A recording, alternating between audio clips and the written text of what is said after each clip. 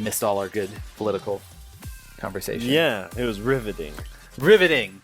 Well, hey guys, welcome to House Parties. We are so thrilled you guys are with us tonight. At least I am. I don't know you. I am. Are you? I'm back. It's been a long time since I've sat on this couch. A couple weeks ago, though, with my wife. Not a couple weeks ago. Maybe 4 weeks ago? It felt like a year ago. It felt like a month ago. Yeah, 2 months ago. Probably about a month ago. It's been a long time. Well, hey, we are excited that you guys are here. We love the community. Also, welcome back to school. For some of you, that's an amazing thing. Others are probably a little bit the worst. Disappointed, but you know what? We're going to be with you every step of the way. We love that we get to be in community. We love that we get to live life together, and it's just awesome. Yeah. A couple quick announcements before we get into slices. So 2 weeks from today, we're having our first student night of the year down at Zoe's. It's going to go from 6:30 to 8:30. We're going to have dinner, have worship, teaching, a lot of fun activities for you guys, some games. We're going to have games and stuff. That'd be good. But here's the challenge that we want to give to you guys. Bring your friends. Yep. Right? We would love for you guys to be bringers who help people who aren't connected to the church to get connected. And beyond just being connected to the church, it's just about being connected to people. Because life is lonely at times. Life is hard. It's challenging. And it's just more fun when you got people in your corner. Yeah, so seriously. Bring them. Maybe we can get them connected into a house party after that. It's going to be super fun, though. You got any other announcements? No, I just agree with what you said. I mean, like, you guys know how big of a deal your house party is to you and what CC Students is to you. Mm-hmm. You're just being a good friend by inviting someone else to experience that. And so be a good friend. Yeah. Be a good friend. Hey, we got some slices. What do you got for us this week, Setson? So there's a country called Pakistan, which I know you are aware of, but maybe some of you are not. Speaking of politics. Yeah. So like it's in the upper left-hand corner of India, basically, if you know where India is. Hopefully you knew that was a country. If not, you're going to have a rough first week. Yeah. It's cool. It's going to be bad.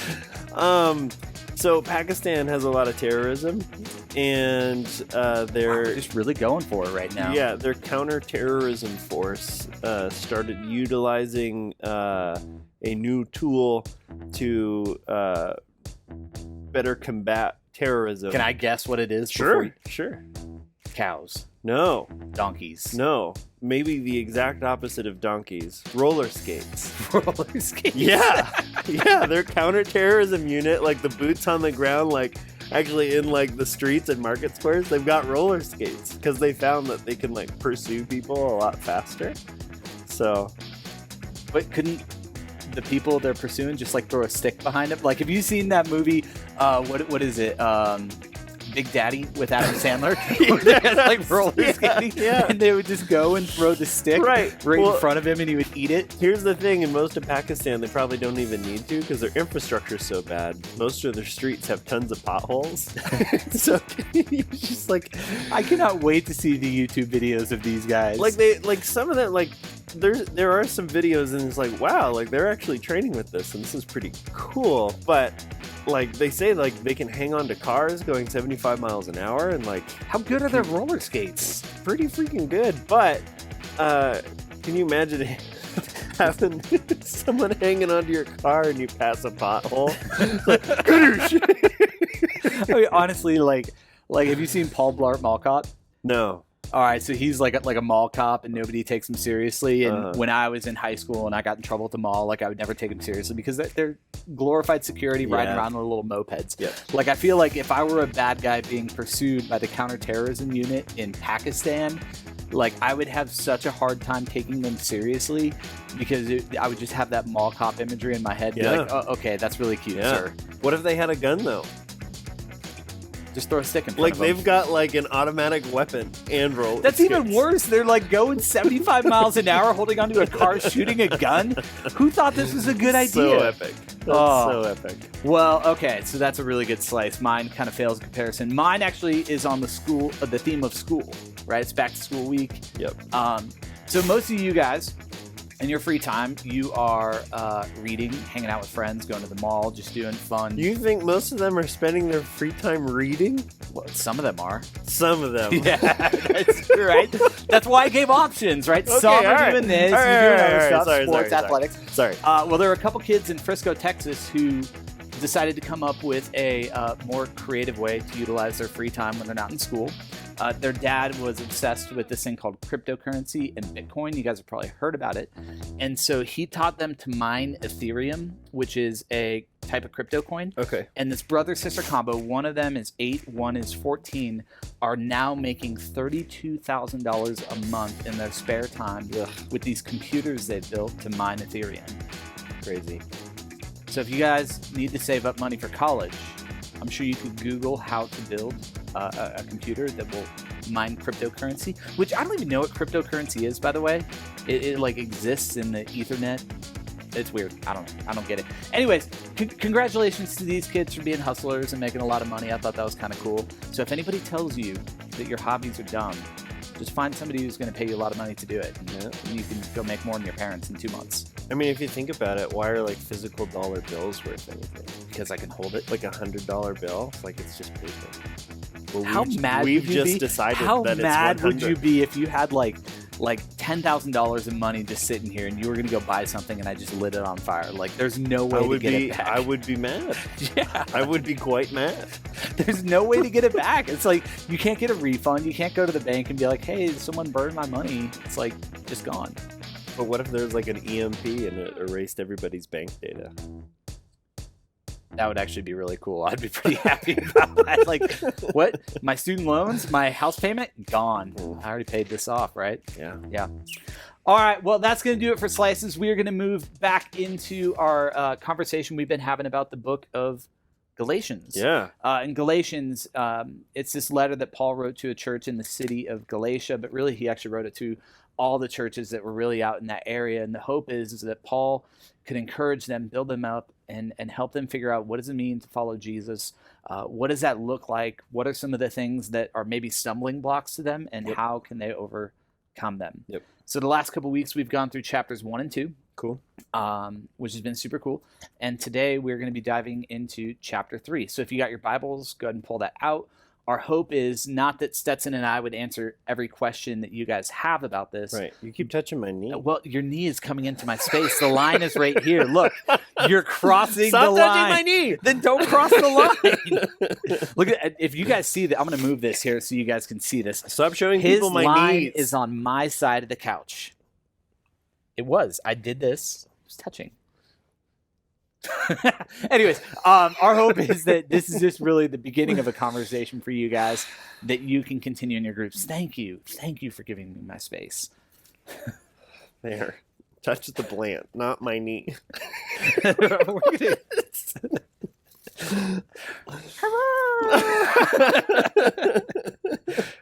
This is going to be so awkward Yeah. if it stays here the whole time. All right, let's dive in. I'm All right, so Stetson, this. chapter 3. What are you seeing here, man?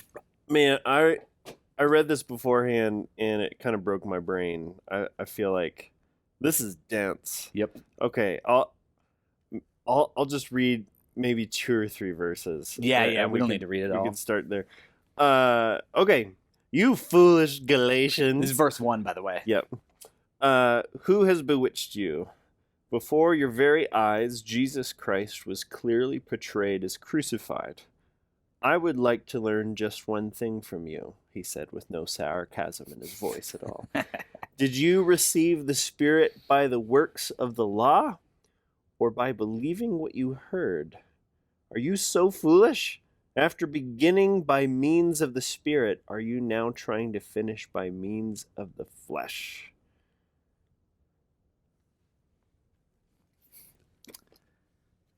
Good stuff.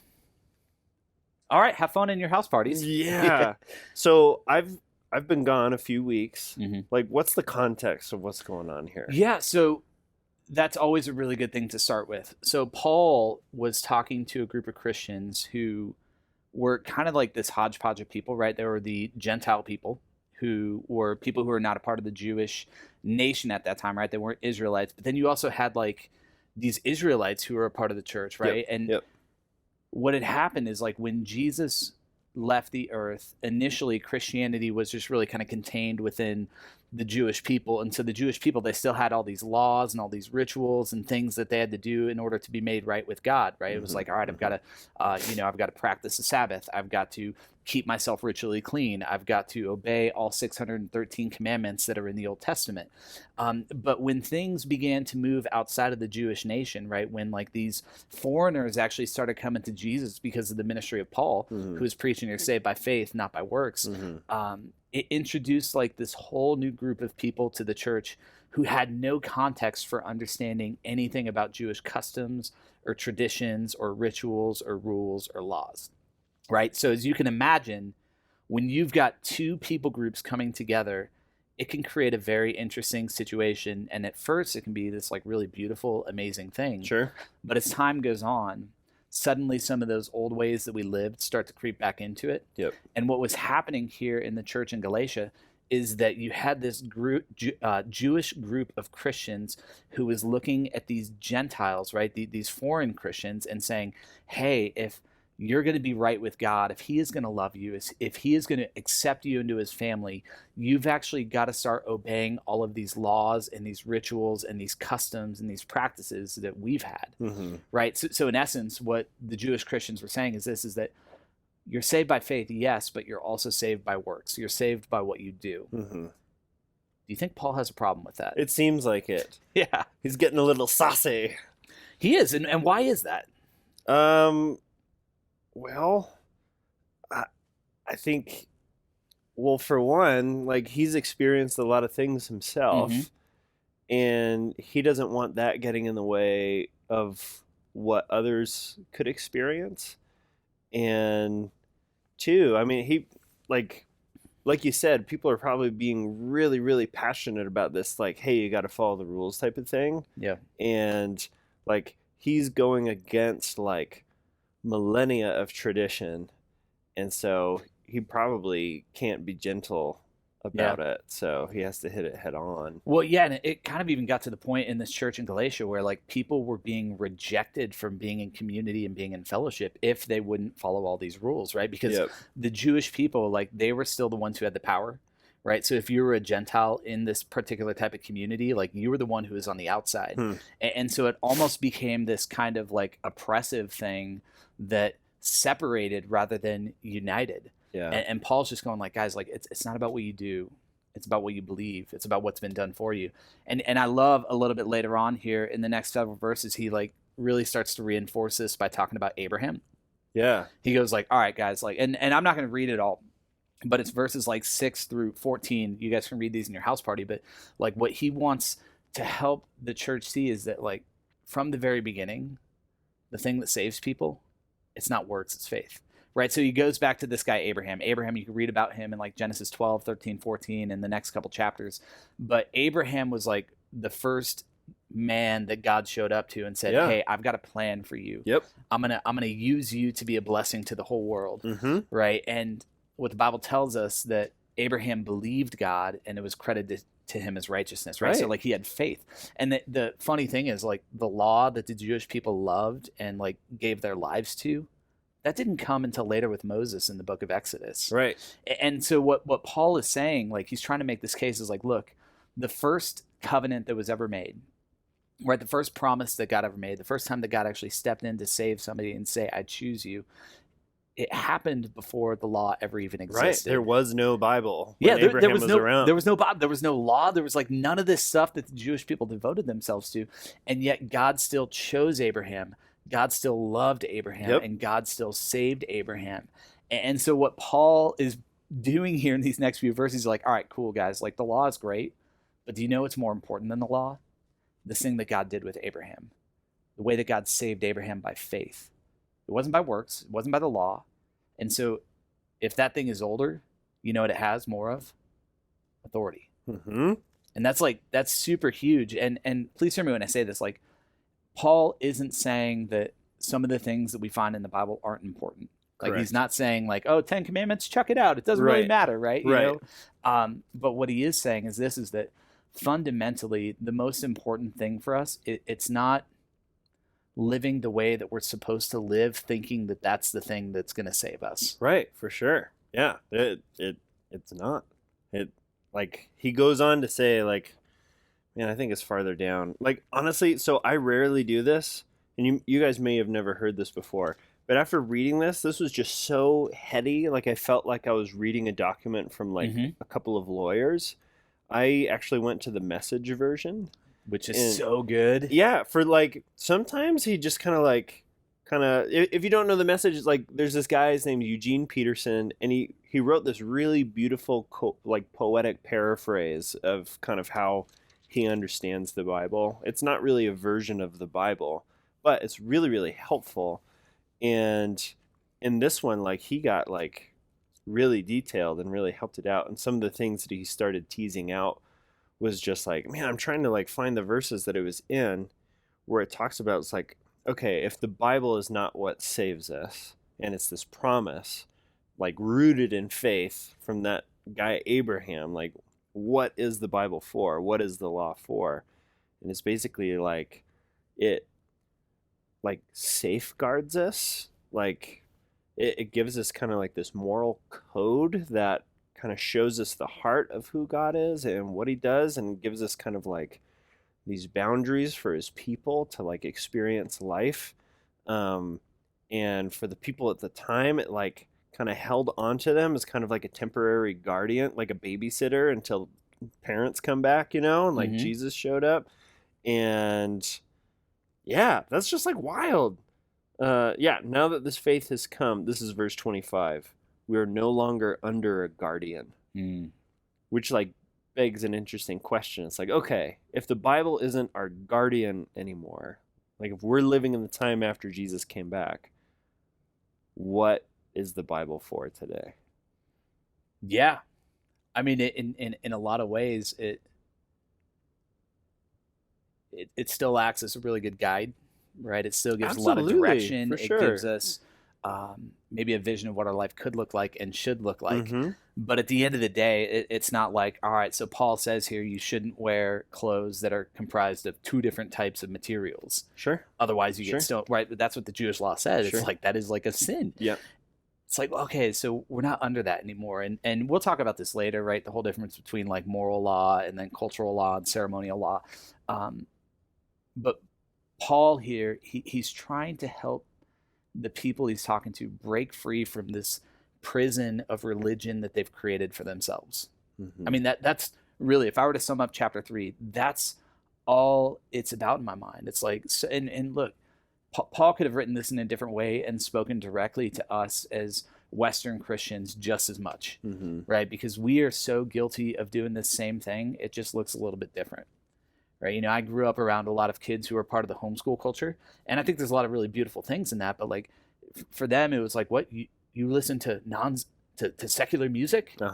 That's bad. You saw a PG-13 movie? That's bad. You know, like, and for some reason we think like, well, if we do all this stuff, then God's going to love us more. But what Paul is saying, it's like, no, dude, like God doesn't care about that stuff. Like that's not his goal. His goal is your heart. He wants you to know him, to be in relationship with him, not just to do all the things that you think you're supposed to do. Yeah. And what he does care about is like the life that we experience and how good it is. And he doesn't want us to experience just like these terrible consequences from things. And so in that light, this is a gift. And it's not just like this antiquated book. Like it's still the word of God. Like God speaks through this, which like sounds weird. It's like talks about it being living and active. Like there's something about this book that has an essence that other books do not. But it's definitely not like, here's the checklist in order for me to love you. Yeah. It's like, I already love you, so let me help you. This message at that time was so countercultural to everything anybody who was Jewish or a part of any other religion had ever heard, right? Because in that, Greco-Roman time, even in just the time of antiquity with the Jewish religion, everything was about trying to earn love, right? It was can't make God angry, can't make God mad. They're going to destroy us. They're going to kill us. They're going to wipe us out if we don't follow every single thing to the letter of the law. Yep. And yet you've got Jesus stepping in saying, no. You don't have to do anything to get to me. I'm coming to you. Yeah. And it's freeing. And sometimes, like when we come to passages like Galatians 3 or other parts of Galatians, a lot of us, we kind of have that response that maybe you had when you were reading it, where you're like, "Ugh, this is a lot." Like, I don't know. And sometimes we check out. And the problem with that is when we do that, we actually miss the beauty of the truth that's being communicated. Yeah, for sure. Right. So go into something like the Message, which is like this super easily accessible translation where it's like beautiful and it's poetic. It can help capture the heart of what Paul was really trying to say here. Yeah. And if I were to sum it up, it's simply this: is like, guys, like, we're not slaves to religion anymore. We're not. We've actually been invited to become sons and daughters of the King. And he even goes on here at the end to say, and through that, like, we also become heirs of Jesus, meaning that the same things that God blesses him with, like, we're going to get blessed with too. Yeah. And that's really stinking cool, man. Yeah. And it also, like, in this chapter, like, if you take a deep look at it, you'll see this. Like, he points out how miserable we would become if we tried to have a relationship with God by doing this perfectly. Well, we can't do it. Exactly. Which is the point that it makes. It's like, if you tried to get to God through following all these rules perfectly, you're not. Well, and here's the crazy thing that I've noticed. Like, the people in my life who I know fully understand this, they actually do a whole lot better job living out some of the things that God calls us to do than the people who don't. Absolutely. And I think it's because of their perspective. They're not trying to live a certain way in order to earn God's love. They're living a certain way because they already know they are loved. Right. And that seems like a really subtle difference, but like the impact that it makes, like it's huge. If you don't have anything to prove, then you're free to do whatever you want, right? If you don't have anything that you're trying to earn, then you're free to live as you truly want to live. Like, it's this weird thing where, like, if we could just wrap our heads around it, it actually helps us become the people we want to become without actually having to try so hard, because we actually become those people. Yeah. It's kind of like God gave us like this hiking guide, and we see this hiking guide. It's like, God loves hiking. Okay, I'm going to become a masterful hiker, so God loves me. When God is like, no, just come hiking with me. Let's go for a walk. Then, like, we'll take this with us and do it together. Yeah. But I already love you. Like, let's just go. Like, you don't need to do this for me to love you. Cool. Well, guys, we're going to hand it off to you guys. And again, take some time to go through this in your groups, right? You can read through it. If there's anything that jumps out at you, like, our only hope is that you wrestle with this. Like, there's no agenda in terms of what we want you to understand. We just want you to go, like, God, like, what are you saying to me through this? And maybe it would help if one of you has the Bible app, pull it up. It's called The Message. Maybe just read the thing in its entirety from verse 1 all the way up to verse 29. And then just talk about that if that's easier for you guys. But house party leaders, we hand it off to you guys. Hope you have a great time. Cool.